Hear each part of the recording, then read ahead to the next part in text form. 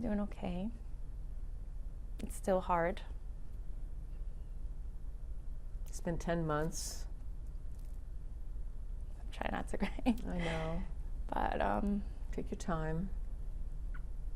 Liam was a precious little boy. Tell me about him. he was my world. It's been tough with the holidays and everything. We had to get away. So we didn't spend the holidays here. And, you know, I wanted Gabriel, you know, to be happy and have a good Christmas. So we got away. How's Gabriel doing? He's doing very good. He's very positive. He's a very strong boy, and I'm proud of him. He gives me the strength to move on. I can't do it without him. He loves his brother. He says no matter what, that will be his brother, and he's going to continue to honor him.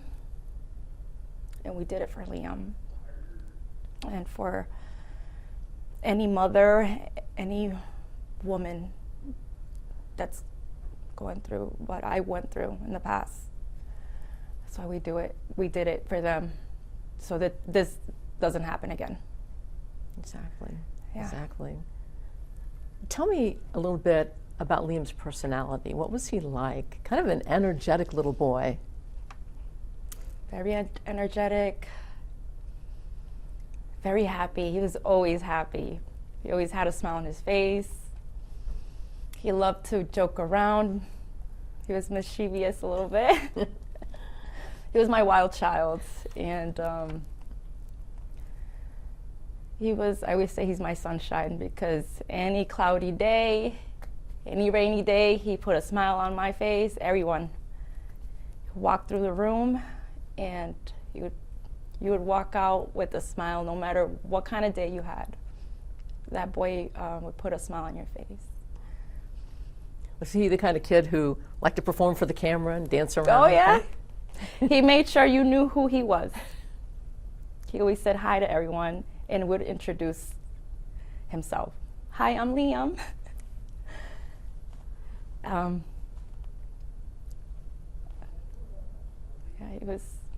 he was amazing. He was the opposite of me, because I'm very shy, so I was happy. I was proud of him the way he was. He was not shy. Not shy at all. March 21st, 2024. Can you tell me about what happened on that day? I still don't understand. I had just gotten back with him. You know, we were going through a divorce. We were separated for a year. We went through the court process. I did advise the court about his behavior, him drinking. And I didn't feel like I was heard. He had a really good lawyer. I had a state lawyer. And I felt that my lawyer was intimidated. And what I've asked was denied, which was complete custody of Liam. You wanted complete custody? Yeah, and it was denied. You know, they listened to what he wanted, and he wanted half custody, and he got it. He took classes. He got tested for alcohol, and he would pass everything, and you know, and yeah, he got what he wanted, and I felt obligated to leave Liam. Even when we were separated, I had to leave him half the week with him while I was living with my mom. So you were getting back together, or you were already back together? I thought a year later, you know, we did co-parenting while this process, make it easy for the kids. He did sign a legal document with DCYF promising no alcohol around the kids. And because there was a time he did lose custody because of his alcohol drinking in the past. And with that in the court, he did get back the custody, and I didn't want to. I tried to fight it. So what happened on that day? That day, we had just gotten back together. It was only 2 weeks. 2 weeks, and everything was fine. You know, like I said, we were co-parenting, and he seemed very normal. I didn't think he was drinking anymore. I thought he had stopped. He promised me many things, and you know, I love him. I did love him. We were together for 10 years, and there were good times, a lot of good times in the beginning of our relationship, and all I could think about that, or maybe, you know, maybe he's back to that. And I had faith, I had hope. You know, he did so many good things. And so Liam was alone there with him that day. Did you get a call, or what happened? That day, the night before, I fell asleep with both kids. I was sick. The kids had just had the flu, and I caught it. You know, that night before, he was very moody. He didn't like how I moved around a lot of things in the basement, because I had moved back with him from my mom's.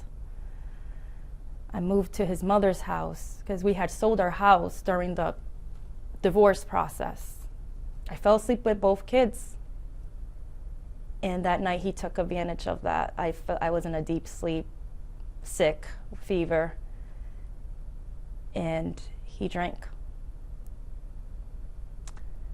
After the incident happened, I found out by a friend that they saw them at the bar. He was drinking all night. And, you know, that is his personality. Anything can set him off. In the past, he would drink if anything sets him off. It could be the kids' behavior, being not doing that good economically, or just personal problems between us. Anything would set him off to go drink. And but that night I thought he was fine, because we were going through a court, you know, we're going to get divorced, and I thought maybe he did change because of this whole process. Maybe this opened up his eyes, and it seemed like he did. He did so many good things before I moved in. You know, he was very attentive with me and the kids, and he would buy us everything, and he convinced me he changed, and his family too. So I gave him another chance, and yeah, that night he drank, and I woke up. Gabriel was the first one to wake up, actually, and you know, I helped him a little bit to get ready, but he's already 12, so he's independent, and he finished getting ready that morning. It was weird though, when I went up the stairs, Seamus was up, which is very rare of him at that time. He's sleeping. He was laid off because it was like winter time, you know, and he wasn't working. So when he's not working, he loves to sleep. So that was kind of odd in the morning. But I didn't think of anything of it. He was acting normal. He was watching TV when I went up the stairs, you know, and said goodbye to Gabriel because he was going to take the bus.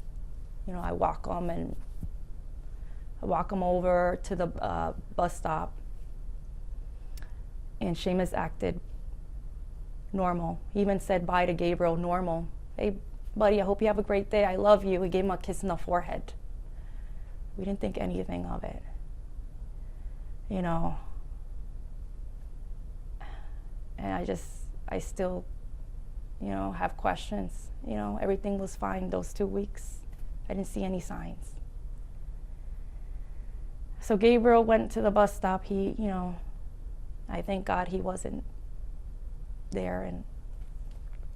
But when I returned back, when I dropped him off at the bus stop, I went over to the downstairs to the bed to get Liam ready, because he goes to preschool and he also takes the bus. He was taking the bus. And that's when Seamus lays down next to Liam. And I get a whiff of him. And I smell the alcohol. And that's when I panicked. And I said, Seamus, were you drinking? He didn't answer me. That's when I knew. And I said, Seamus, I have to go.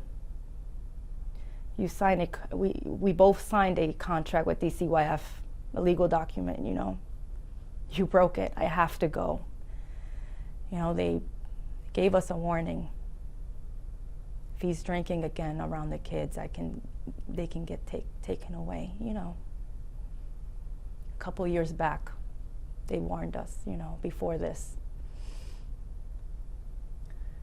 And, I signed that. They held me responsible. And I panicked that morning, and that's what I told them. And I grabbed Liam. He was asleep. I grabbed him, and,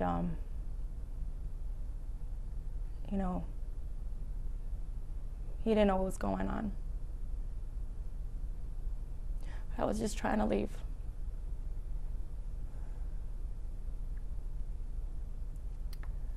I was trying to leave, and Seamus didn't let me go. I ran up the stairs with Liam, half asleep. You know how toddlers are. They get moody. He doesn't know what's going on. Poor Liam, he just wants to go to sleep, and he's yelling. Liam was like, I want to stay. I want to go to sleep, Mom. I was just trying to make my way up the stairs, and he tried to knock me down with Liam in my arms. When I made it up from the basement with Liam in my arms. And I looked at him, and he had this stare in his eyes, this dark, full of darkness. I'll never forget, because Seamus had beautiful blue eyes. The look he gave me was dark. It wasn't even him.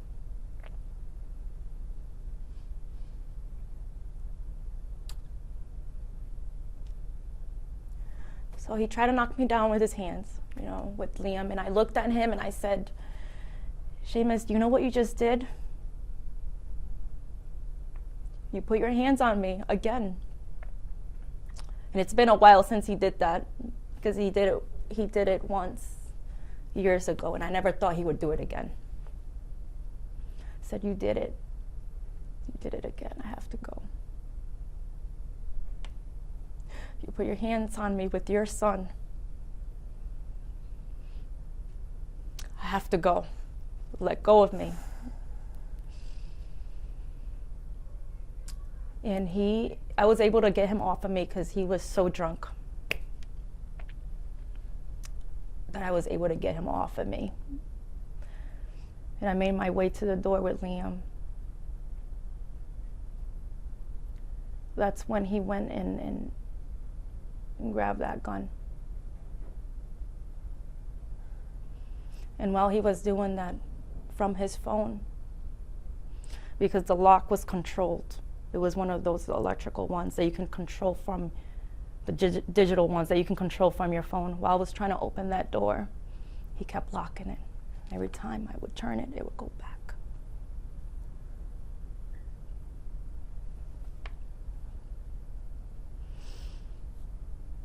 When I finally got it open, he already had the gun.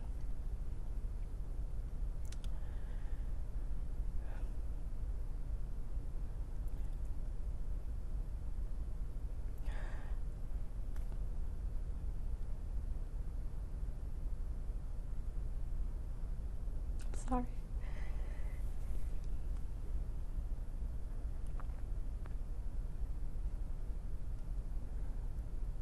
I was just trying to leave with my baby.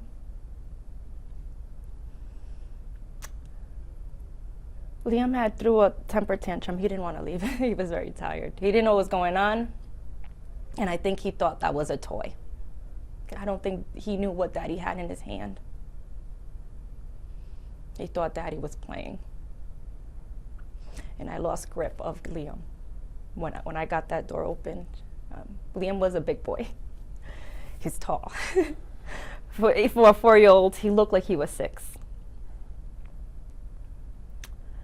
And, he threw a temper tantrum, and I lost grip of him, and he ran to his dad.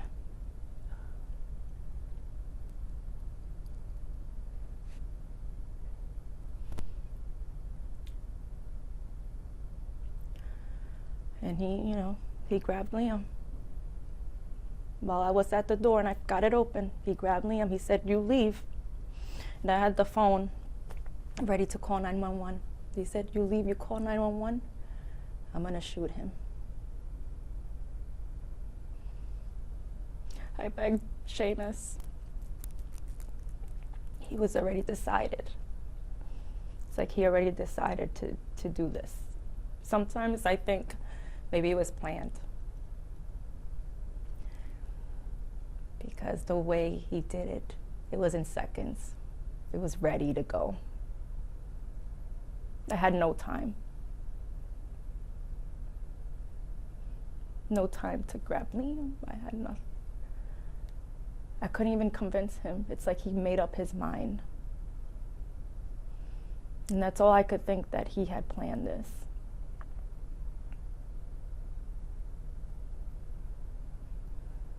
He knew that was it, that was his last chance. I had talked to him before I moved in. I said, "That's it, Seamus. This is the last time. This is our only chance, your only chance. I'm not gonna lose my kids over this." He knew that was it. We were divorcing. It was going to be finalized. The divorce was going to be finalized. We were so close.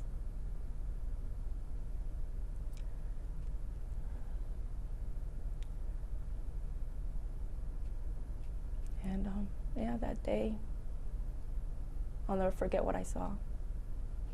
He took my baby away.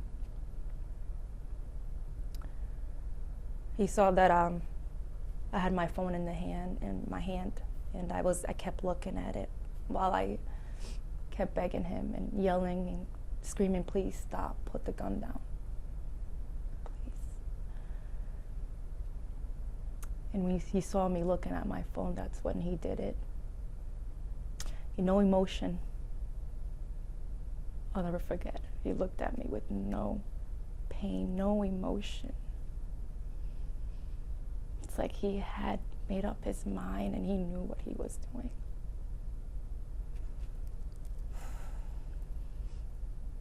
I'll never forget that look in his eye. Kind of like, "Okay, you want to leave? Okay, here you go." Like that petty look kind of thing.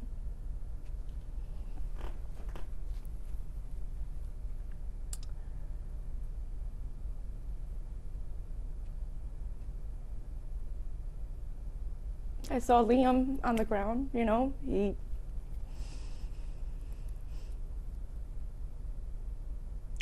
after he took Liam's life away, he also threw Liam in front of me so I could see.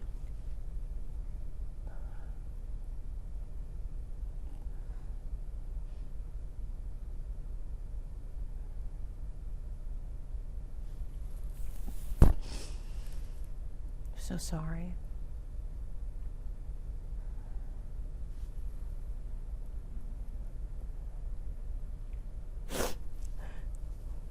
When he did that,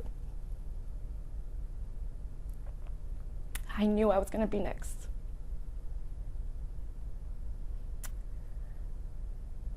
He looked at me and he pointed the gun at me. I said to myself, that's his son. He did it to his own son. I saw Liam and I knew already he was gone. I seen the blood rushing from his head, and I knew.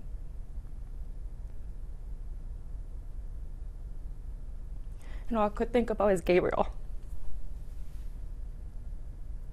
As soon as I seen Liam on the ground, I said, I can't let him do this to me. Gabriel needs. So I just ran as fast as I could. Didn't look back. I went to the next door neighbor.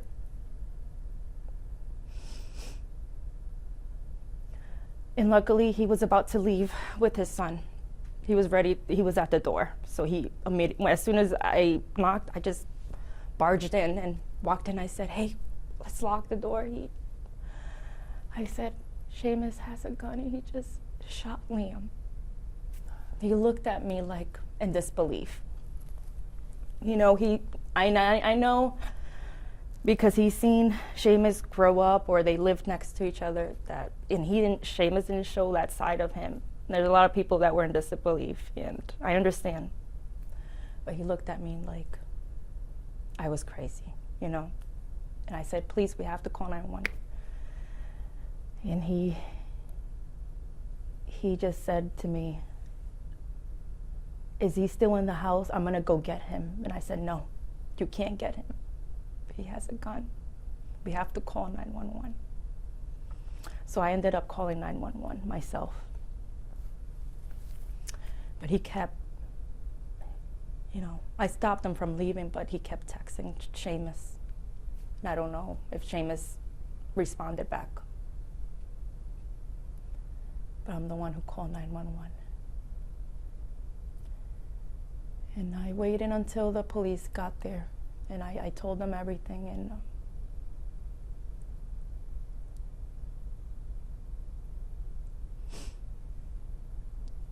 And all I can think about is Gabriel. In my mind, I said, if he did this to his son, he's gonna go get my son. That's what I was thinking in my head at the time. And he was still alive. Seamus was still alive. And I said, he's probably gonna go get Gabriel. And when I called 911, I said, please go get my son, Gabriel. It's the first thing I said.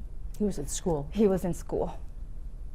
I said, please. And that's why they put all the schools in lockdown. I said, my husband just killed our son. Go get Gabriel. I don't know if he's gonna go get him.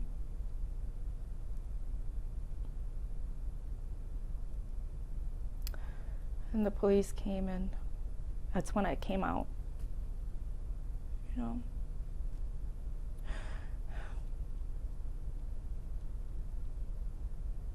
I kind of like, I don't know, you kind of feel like, you know, I called them to maybe they can save Liam. I don't know, I thought maybe they could. Still have that, like, hope, you know, but you know, deep inside, you know, I knew deep inside he was gone.